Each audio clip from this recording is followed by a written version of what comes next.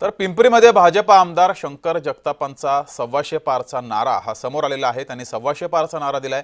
भाजपा 125 पार झाल्यास 1.25 कोटींचं बक्षीस देईन असं राष्ट्रवादीचे नेते विकास साने यांनी म्हटलेलं आहे। तशी घोषणा केली आहे आणि शंकर जगताप यांना टोला लगावलाय। भारतीय जनता पार्टीने जे सांगितलं 128 पैकी 125 जागा आहेत त्यांच्या येणार आहेत।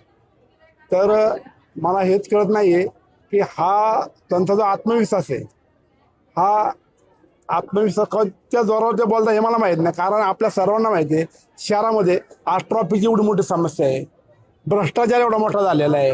मग असं असताना हे यांची 128 पैकी 125 म्हणजे 3 जागा दुसऱ्या येणार। मग मला एक सांगा 3 जागा नेमकं कोणा येणार?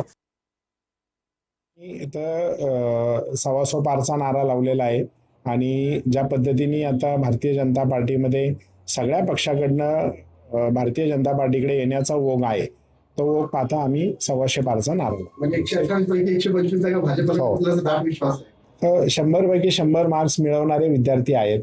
आम्ही त्याच पद्धतीचे विद्यार्थी आहोत भारतीय जनता पार्टी। 125 येणार म्हणता, मग 3 ठिकाणी तुम्ही कमी पडताय। हो, 3 ठिकाणी कमी पडतोय।